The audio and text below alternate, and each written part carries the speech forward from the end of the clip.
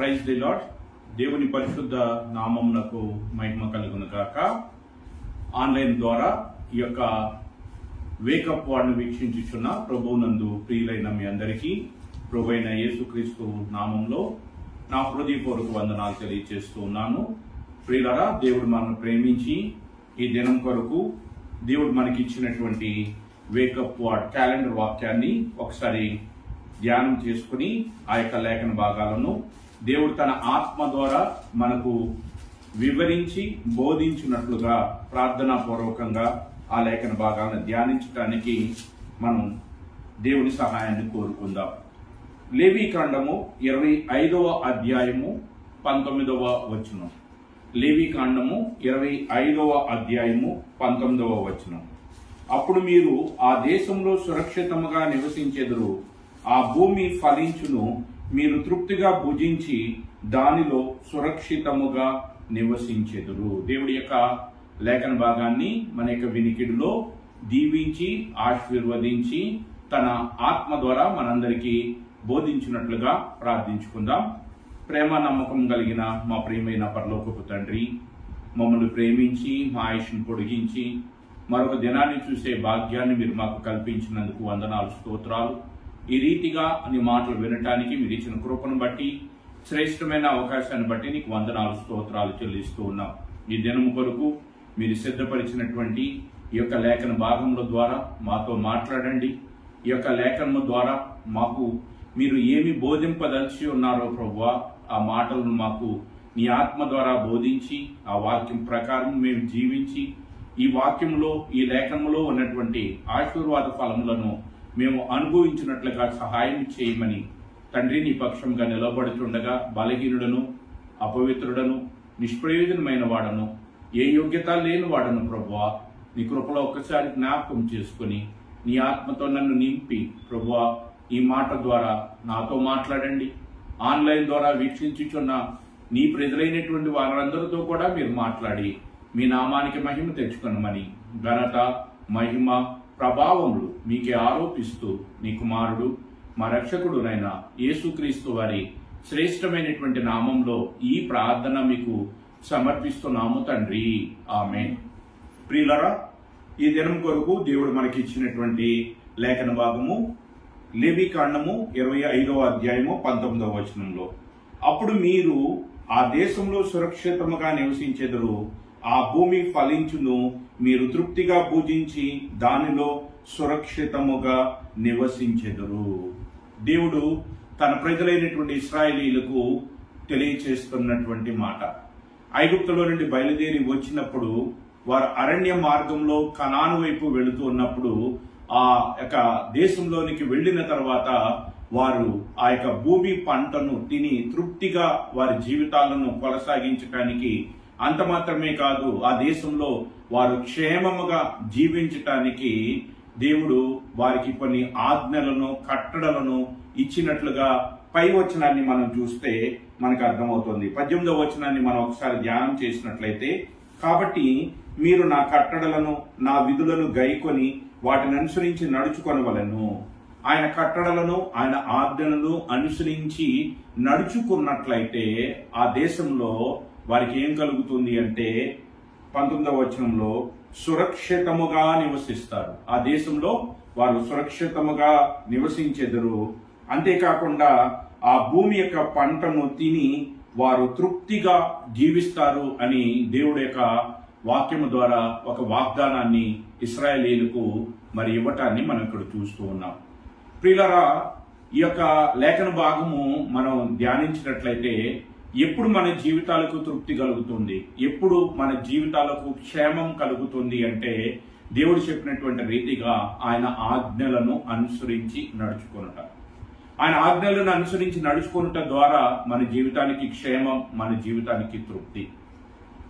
మరి ఆయన ఆజ్ఞలను గురించి మనం ఒకసారి ధ్యానించినట్లయితే దేవుడు వారికి ఇచ్చినటువంటి 10 ఆజ్ఞలను గురించి క్లుప్తంగా మనం ధ్యానించినట్లయితే మొట్టమొదటి ఆజ్ఞను దేవుడు ఏమని తెలియజేస్తున్నాడంటే నిర్గమాకాండము 20వ అధ్యాయము మొదటి వచనంలో దేవుడి ఆజ్ఞలన్నీ వివరించి చెప్పెను. నీ దేవుడైన యెహోవాను నేనే దాసుల గృహమైన ఐగుప్తులో నుండి నిన్ను వెలుపలికి రప్పించితని, నేను తప్ప వేరొక దేవుడు నీకు ఉండకూడదు.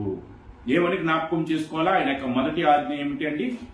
ఏమని తెలియజేస్తున్నాడు? దాసుల గృహమైన ఐగుప్తులో నుండి మిమ్ములను బయటికి తీసుకుని వచ్చినటువంటి దేవుడను నేను తప్ప వేరొక దేవుడు నీకు ఉండకూడదు. కాబట్టి మొట్టమొదటిగా జ్ఞాపకం చేసుకునవలసింది ఏమిటి అంటే, వారిని ఆ యొక్క ఐగుప్తు దాస్యంలో నుండి విడిపించినటువంటి వాడు. ఈ రోజు మనమే జ్ఞాపకం చేసుకోవాలి.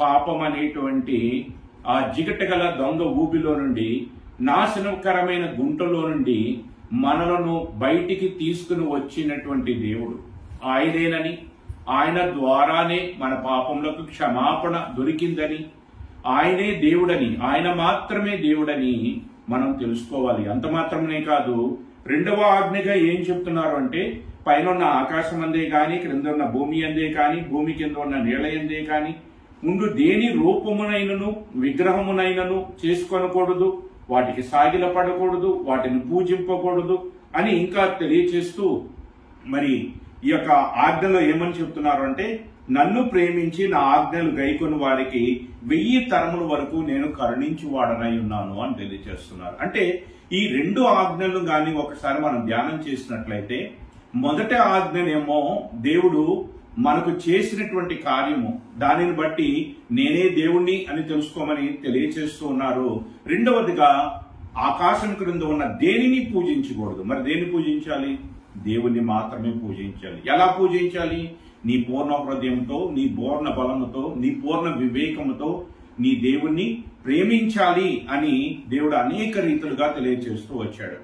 మరి ఈ రెండో ఆజ్ఞలు కానీ మనం ఒకసారి జ్ఞాపకం చేసుకున్నట్లయితే, మరి ఈ రీతిగా దేవుణ్ణి మనం జ్ఞాపకం చేసుకుని, ఆయనే దేవుడని, ఆయనే మన విమోచకుడని, ఆయనే మనం రక్షించినటువంటి వాడని మనం జ్ఞాపకం చేసుకుంటూ ఉంటే, పూర్ణ బలంతో ఆయన ప్రేమిస్తూ ఉండటం వలన, లేక పూర్ణ బలముతో, పూర్ణ వివేకముతో, పూర్ణ శక్తితో, పూర్ణ హృదయంతో దేవుణ్ణి ప్రేమించటం వలన మన జీవితానికి కలిగేటువంటి మేలేమిటి అంటే, మనం ఎప్పుడైతే దేవుణ్ణి ప్రేమిస్తున్నామో, దేవుడికి మొదటి స్థానం ఇస్తున్నామో, దేవుని మీద ఆధారపడుతూ ఉన్నామో, ప్రతి విషయంలో కూడా దేవుణ్ణి మరి ప్రార్థించి, మరి దేవుని మీద ఆధారపడి భక్తులు ఏ రీతిగానైతే జీవించారో, అబ్రహాము తాను వెళ్ళినటువంటి ప్రతి చోట కూడా మరి బలిపీఠం కట్టి దేవునికి ప్రార్థించాడు. దావీదు తాను చేయబోయే ప్రతి కార్యానికి ముందు కూడా ప్రార్థించి దేవుడి చిత్తాన్ని తెలుసుకుని ఆ యొక్క పనిని ఆరంభించేటువంటి వాడు. ఈ రీతిగా ఆ భక్తులు మనకు చూపినటువంటి ఆ మార్గము చొప్పున మనము కూడా దేవుణ్ణి మన పూర్ణ హృదయంతో ప్రేమించి, ఆయనను పూజించి, ఆయన తప్ప మరొక దానిని మనం పూజించకుండా, మరొక విగ్రహమును మనం చేసుకోనకుండా ఉన్నట్లయితే మన జీవితాలకు కలిగేటువంటి ఆశీర్వాదము, గొప్ప మేలు ఏమిటి అంటే, సాతానుకి మన మీద ప్రభుత్వం చేయటానికి అవకాశం లేదు. సాతాను మనం లోబర్చుకుంటానికి, సాతాను మన మీద దాడి చేయటానికి అవకాశం లేదు. ఎందుకంటే మనము దేవునికి మొదటి స్థానం ఇస్తున్నాం, దేవుణ్ణి మన హృదయాల్లో ఉంచుకుంటున్నాం, దేవుణ్ణి వెంబడిస్తూ ఉన్నాం, దేవుని ఆజ్ఞలకు మనం లోబడుతూ ఉన్నాం కనుక మనలో సాతాను యొక్క కార్యాలు ఏమాత్రము కూడా జరగటానికి అవకాశం లేదు. అందుకని నూతన నిబంధనలో మరి అపోస్తుడైనటువంటి యోహాను తాను రాసినటువంటి యోహాను పత్రికలో ఏమని తెలియజేస్తున్నాడు? దేవుని మూలంగా పుట్టినటువంటి వాడు తను తాను భద్రం చేసుకుంటాడు కనుక దుష్టుడు వానిని ముట్టడు అంటున్నాడు. అంటే ఎవరైతే దేవుని ప్రేమించి, దేవుని మీద ఆధారపడి, దేవుణ్ణి పూజించి, పూర్ణ బలంతో ఆయన ఆజ్ఞల్ని ఎవరైతే గైకుంటారో వారి మీద సాతానుకి ఏమాత్రము అధికారం ఉండదు. సాతాను యొక్క కార్యాలు మన జీవితాల్లో ఏమాత్రము కూడా నెరవేర్పు జరగవు. సాతాను ఎంత మందిని ప్రేరేపించినా వారి వలన ఎటువంటి ప్రమాదము కూడా మనకి రాదు. అందుకనే దావీదు ధైర్యంతో చెప్తున్నాడు, నా పక్కన 1000 మంది పడినా, నా కుడి పక్కన 10,000 మంది కూలినా ఏ అపాయము నా గుడారము సమీపించదు. కారణం ఏమిటి అంటే, నేను ఆయన ఆజ్ఞలను గైకొనివాడు. ఆయన ఆజ్ఞలు గైకొన్నట్లయితే మన ఎటువంటి ప్రమాదాలు ఉండవు. మనం క్షేమంగా ఉండగలుగుతాం, సురక్షితంగా ఉండగలుగుతాం, తృప్తిగా మనం జీవించగలుగుతాం. అందుకని ఆనాడు ఇశ్రాయేలీలకు ఆ యొక్క కనాను దేశంలో వారికి సురక్షితముగా నివసించటానికి వారు చేయవలసినటువంటి, వారు నడవలసినటువంటి మార్గం ఏమిటి అంటే, వారు దేవుని ఆజ్ఞలు గైకొనటం. పూర్ణ హృదయంతో దేవుణ్ణి ప్రేమించటం, దేవుని మీద ఆధారపడటం. ఆ రీతిగా ఈ రోజు కూడా మనము దేవుని ఆజ్ఞలు గైకొంటూ దేవుని మీద ఆధారపడితే మన జీవితాలకి కూడా ఇశ్రాయేలీలకు ఎటువంటి క్షేమాన్ని ఇచ్చాడో, ఏ రీతిగా సురక్షితంగా వాళ్ళు నివసించడానికి దేవుడు అవకాశాన్ని కల్పించాడో, దేవుడే వారి మధ్య నుండి వారి శత్రువులతో యుద్ధం చేస్తూ వచ్చాడో, ఆ రీతిగా ఈ రోజు కూడా మన జీవితాల్లో దేవుడు మనపక్షముగా ఉండి మనపక్షంగా యుద్ధం చేయటానికి, మన శత్రువులతో పోరాటానికి ఆయన సదా మనపక్షంగా ఎప్పుడు ఉంటాడు అంటే మనము ఆయన ఆజ్ఞలను గైకొనేటువంటి వారుగా ఉండాలి. కాబట్టి ఆయన ఆజ్ఞలు గైకొనటం అనేటువంటిది మన జీవితాలకి చాలా ప్రాముఖ్యమైనటువంటిది. ఆయన ఆజ్ఞలు గైకొనటం వల్లనే మనం క్షేమంగా ఉంటాం, మనం సురక్షితంగా ఉంటాం, మనం భూమి యొక్క పంటను తిని అనగా సమృద్ధిని కలిగి ఉంటాం, తృప్తి కలిగినటువంటి జీవితాన్ని మనం కలిగి ఉంటాం. దేవుని ఆజ్ఞలను గైకొనుట వలన, దేవుని ఆజ్ఞలు గైకొనాల్సినటువంటి పరిస్థితుల్లో ప్రాణము పోవలసినటువంటి పరిస్థితి వచ్చింది షడ్రకు, మేషకు, అబేద్నెగోలకు. దేవుడు చెప్పినటువంటి రెండవ ఆజ్ఞ ఏమిటంటే ఆకాశం క్రింద ఉన్న దేనికి మీరు మొక్కకూడదు, దేనిని మీరు పూజించకూడదు అని తెలియచేశారు. ఆ షడ్రకు, మేషకు, అబేద్నెగోలను నిలవబెట్టి ఆ రాజు ఏమంటున్నాడు, ఆ నెబుకద్నెజరు రాజు ఏమంటున్నాడు, నేను నిలవబెట్టినటువంటి ఈ ప్రతిమకు మీరు మొక్కాలి, మీరు సాగిలపడాలి. అలా సాగిలపడకపోతే, అలా మొక్కకపోతే మండుచున్నటువంటి అగ్నిగుండంలో నేను మిమ్మలను పడవేస్తానని చెప్పినప్పుడు వాళ్ళు రాజాజ్ఞను ఏమాత్రము పట్టించుకోలేదు. వాళ్ళు దేవునికి భయపడ్డారు. దేవుని యొక్క ఆజ్ఞ దేనికి పూజించకూడదు, దేనికి కూడా మొక్కకూడదు అని చెప్పబడినటువంటి మాటను బట్టి వారు రాజు ఆజ్ఞను నిర్లక్ష్యపరిచి వారు దేవుని ఆజ్ఞకు లోబడటం వలన అగ్ని వారిని ఏమీ చేయలేకపోయింది, అగ్ని వారిని కాల్చలేకపోయింది, సింహాలు వారిని ఏమీ చేయలేకపోయినాయి, శాసనాలు వారిని ఏమీ చేయలేకపోయినాయి, చట్టాలు వారిని ఏమీ చేయలేకపోయినాయి, ప్రభుత్వాలు వారిని ఏమీ చేయలేకపోయింది. ఎందుకంటే సాతానుకి వారి మీద ప్రభుత్వం చేయటానికి అధికారము లేనే లేదు. దేవుడు ఆజ్ఞలు గైకొనటం వలన మన జీవితానికి క్షేమం, దేవుని ఆజ్ఞలు గైకొనటం వలన మనం క్షేమంగా ఉంటాం. ఇంకొకటి, దేవుని ఆజ్ఞలను గైకొనాలి అని తెలియచేస్తూ రెండవ ఆజ్ఞగా దేవుడు ఏమని చెప్తున్నాడు, ఆకాశం క్రింద ఉన్న దేనిని కూడా మీరు పూజించకూడదు అంటున్నాడు.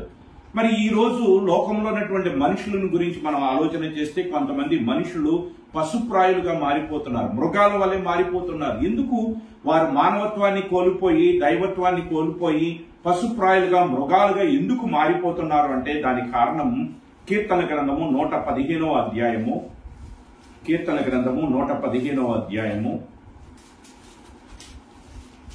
4వ వచనం నుంచి మనం చూసినట్లయితే, వారి విగ్రహములు వెండి బంగారవి, అవి మనుషుల చేతి పనులు, వాటికి నోరుండియు పలకవు, కన్నులుండియు చూడవు, చెవులుండియు వినవు, ముక్కులుండియు వాసన చూడవు, చేతులుండియు ముట్టుకొనవు, పాదములుండియు నడువు, గొంతుకతో మాట్లాడవు.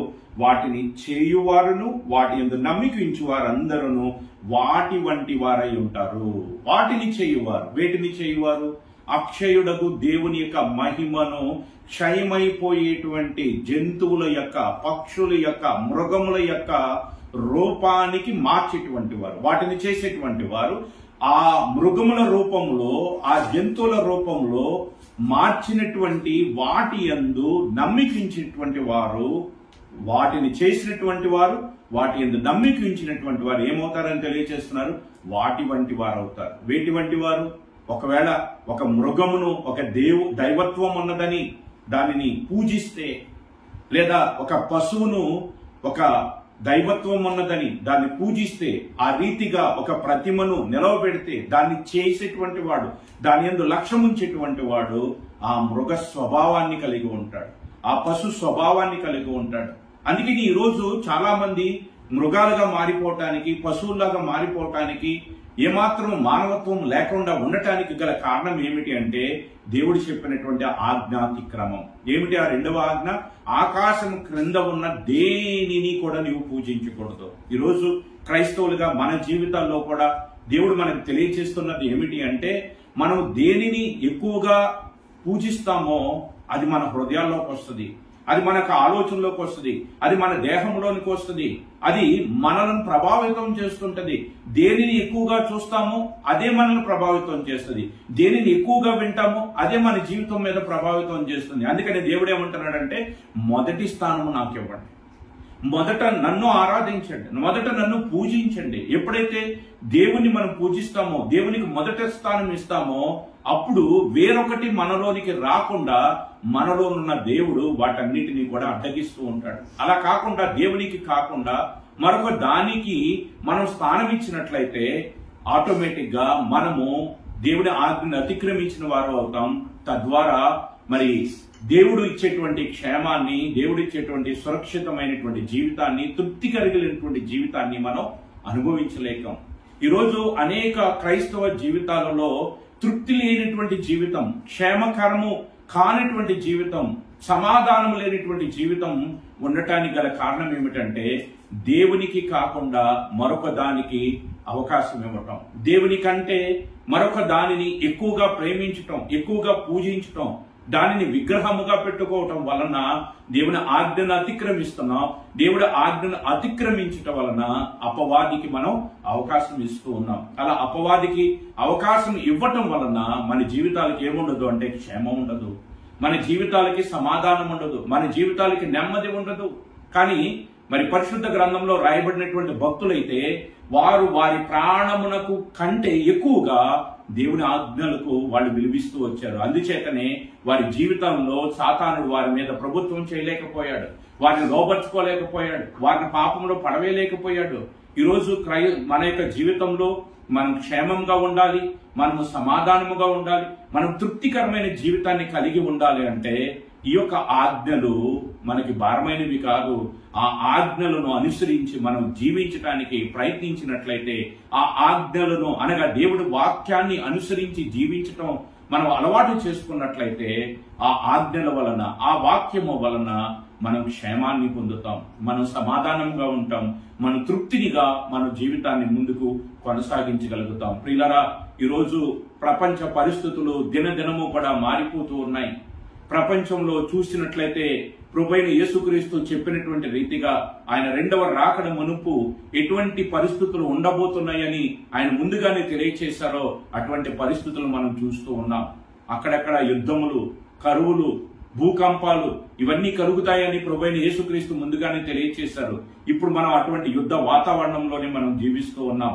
అటువంటి కరువులు, అటువంటి భయంకరమైనటువంటి పరిస్థితుల్లో మనం బ్రతుకుతున్నాం. రాబోతున్నటువంటి కాలము ఎంతో భయంకరంగా ఉండబోతోంది. కారణం ఏమిటంటే, లోకంలో దేవుని ఆజ్ఞను అతిక్రమించి పాపము చేయునట్లుగా సాతాను అనేకులను ప్రేరేపిస్తుంది. కనుక జనము మీదకి జనము లెగుస్తున్నారు, రాజ్యం మీదకి రాజ్యం లెగుస్తున్నారు. సమాధాన వాక్యం అనేటువంటిది మనిషి జీవితాల్లో లేకుండా పోతుంది. అందుచేత దేశాల మధ్య సమాధానం లేదు, దేశాల మధ్య యుద్ధాలు వస్తూ ఉన్నాయి. ఈ రీతిగా ఒకరి మీద ఒకరు యుద్ధము చేయటానికి మరి సమాధానం లేనిటువంటి పరిస్థితుల్లో దేశాలు నెట్టబడుతూ ఉంటే ఎక్కడ మన జీవితాలకు క్షేమం? ఏ నాయకుడు మన జీవితానికి క్షేమం ఇస్తాడు? ఏ రాజు మన జీవితాలకి క్షేమం ఇస్తాడు? ప్రియులారా, మన యొక్క ధనాన్ని దాచుకుంటానికి లోకంలో బ్యాంకులు ఉన్నాయి, మన యొక్క బంగారము వెండి దాచుకుంటానికి లోకంలో లాకర్స్ ఉన్నాయి. కానీ మన ప్రాణమును దాచుకుంటానికి క్షేమకరమైనటువంటి ప్రదేశం ఎక్కడైనా ఉందంటారా? ఎక్కడ లేదండి. క్షేమకరమైనటువంటి స్థలం ఎక్కడైనా ఉన్నది అంటే అది దేవుని యందే. ఆ దేవుని యందు మాత్రమే మనం క్షేమంగా ఉండగలుగుతాం. ఆ దేవుని యందు మాత్రమే మనం తృప్తి కలిగినటువంటి జీవితాన్ని కలిగి ఉంటాం. అటువంటి క్షేమాన్ని, అటు తృప్తికరమైనటువంటి జీవితాన్ని మనం అనుభవించాలి అంటే మనం చేయవలసింది ఏమిటంటే, మన ప్రభువైన యేసుక్రీస్తు యొక్క శిలువ రక్తము ద్వారా మనల్ని కడిగి మనం నడవలసినటువంటి మార్గాన్ని తన లేఖముల ద్వారా ప్రభువైన యేసుక్రీస్తు వాక్యమై మనకు అనుదినము బోధిస్తూ ఉంటే, ఆ మాటలను అనుసరించి, ఆజ్ఞలను అనుసరించి, వాక్యమును అనుసరించి మనం నడుచుకున్నట్లయితే, ఆ వాక్యము ద్వారా, ఆ ఆజ్ఞలు అనుసరించి జీవించటం ద్వారా మన జీవితాలకి క్షేమాన్ని పొందుతాం.